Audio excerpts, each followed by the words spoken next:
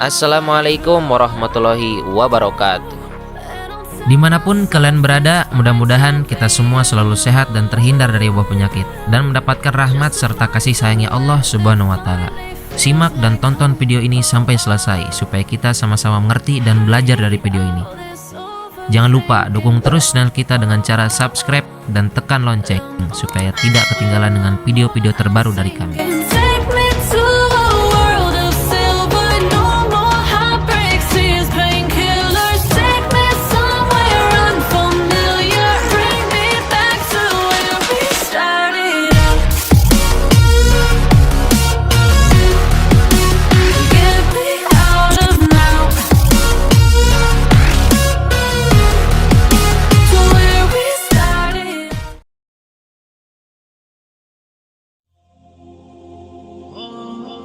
Begitu banyak nabi pilihan Allah Subhanahu wa Ta'ala. Mungkin sebagian orang-orang berpikir bahwa pada zaman sekarang sudah tidak ada lagi nabi karena mereka semua sudah tiada. Tapi pikiran mereka salah. Dalam agama Islam diberitahukan bahwa masih ada 4 nabi yang hidup sampai hari kiamat. Berikut adalah 4 nabi yang masih hidup sampai hari kiamat.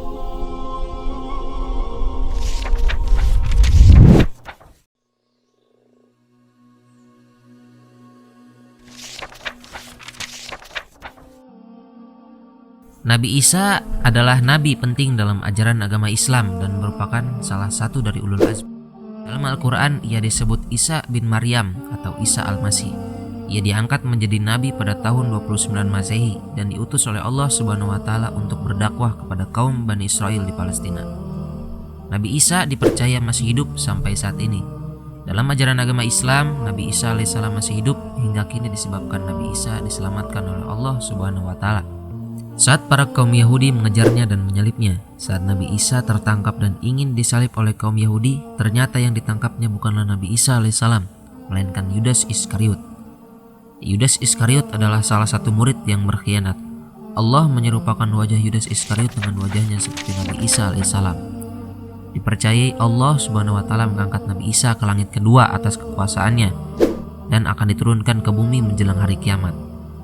Keberadaan Nabi Isa saat ini hanyalah Allah Subhanahu wa Ta'ala yang tahu, tetapi para ulama telah sepakat tentang keberadaan Nabi Isa yang masih hidup dan belum meninggal. Hal tentang Nabi Isa yang masih hidup hingga saat ini dijelaskan dalam Al-Quran surat An-Nisa ayat 157. Dan kami hukum juga karena ucapan mereka, sesungguhnya kami telah membunuh Al-Masih, Isa putra Maryam, Rasulullah. Padahal mereka tidak membunuhnya dan tidak pula menyalibnya. Tetapi yang mereka bunuh adalah orang yang diserupakan dengan Isa. Sesungguhnya mereka yang berselisih pendapat tentang pembunuhan Isa selalu dalam keraguan-keraguan tentang yang dibunuhnya itu. Mereka benar-benar tidak tahu siapa sebenarnya yang dibunuhnya itu, melainkan mengikuti prasangka belaka. Jadi mereka tidak yakin telah membunuhnya. Jadi sebenarnya Nabi Isa alaihissalam masih hidup dan akan diturunkan nanti pada akhir zaman yang akan membunuh Al-Masih Dajjal. Sesungguhnya telah tetap dalil bahwa sesungguhnya beliau Nabi Isa ibnu Maryam itu hidup. Ada suatu kabar yang telah sampai dari Nabi Muhammad SAW. Sesungguhnya ia Nabi Isa itu akan turun ke bumi dan membunuh Dajjal. Kemudian sesungguhnya Allah akan mewafatkan Nabi Isa setelah itu. Syekh Fahruddin Ar-Razi, Tafsir Al-Kabir Maftihah Al-Ghaib, Juz 8 halaman 74-78.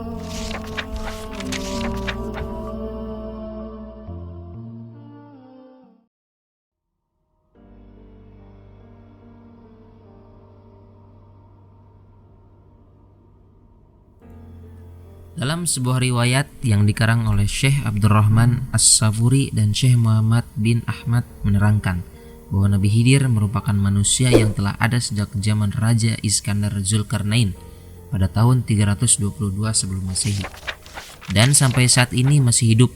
Alasan Nabi Khidir alaihissalam diberikan umur panjang hingga sampai hari kiamat lantaran diberikan tugas secara khusus oleh Allah Subhanahu wa Ta'ala untuk mengajarkan ilmu hikmah dan kebijaksanaan kepada para wali-wali atau aulia Allah Subhanahu wa Ta'ala. Sehingga Nabi Khidir alaihissalam diberikan julukan gurunya para wali-wali atau aulia Allah Subhanahu wa Ta'ala. Dan ada pula kisah yang menceritakan bahwa dahulu Nabi Khidir meminum air dari mata air, yang jika diminum airnya, orang yang meminumnya akan hidup abadi seperti sabda Nabi Muhammad SAW. Ada seorang anak dari Syam bin Nuh alaihissalam telah meminum air kehidupan, lalu ia dapat hidup lama. Maka pergilah Raja Zulkarnain bersama Nabi Khidir alaihissalam untuk meminum air kehidupan.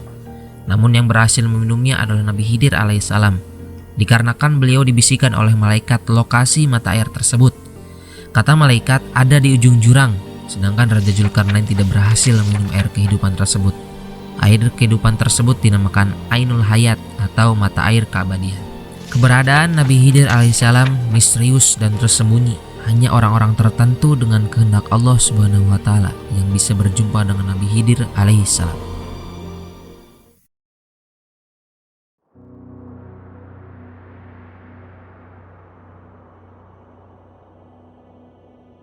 Nabi Ilyas adalah nabi yang dikaruniai oleh Allah Subhanahu wa taala kehidupan yang lama, bahkan dipercaya sampai saat ini masih hidup. Itu terbukti dari kisah Nabi Ilyas dahulu. Ketika Nabi Ilyas sedang beristirahat, tiba-tiba datang malaikat pencabut nyawa yang datang untuk mencabut nyawanya. Ketika itu Nabi Ilyas bersedih. Melihat Nabi Ilyas bersedih, malaikat pun bertanya, "Nabi Ilyas, mengapa engkau bersedih?" Nabi Ilyas pun menjawab, dia bersedih karena harus berhenti berzikir dan beribadah kepada Allah Subhanahu wa taala setelah dia mencabut nyawanya. Saat itulah Allah memberikan wahyu kepada malaikat pencabut nyawa agar ia menunda pencabutan nyawanya, yaitu Nabi Ilyas alaihissalam, dan memberikan waktu kepada Ilyas untuk berzikir sesuai dengan permintaannya. Hingga sekarang Nabi Ilyas diyakini masih hidup dan terus berzikir kepada Allah.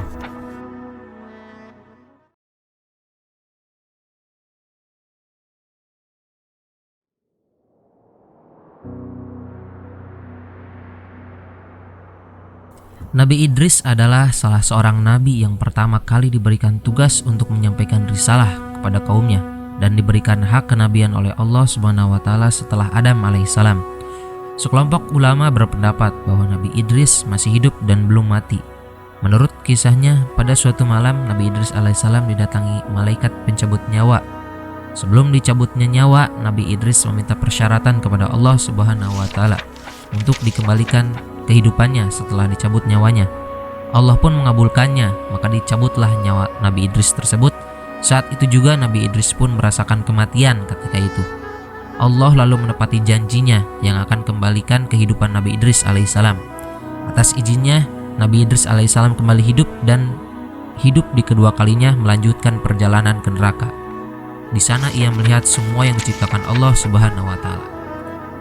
Kemudian perjalanan dilanjutkan ke surganya Allah Subhanahu wa taala atas izinnya. Nabi Idris alaihissalam dapat melihat pemandangan di dalam surga dengan segala macam kenikmatan yang disediakan oleh Allah Subhanahu wa taala. Hanya dari pintunya, ia pun meminta malaikat agar memperbolehkan masuk dan meminum air di sana.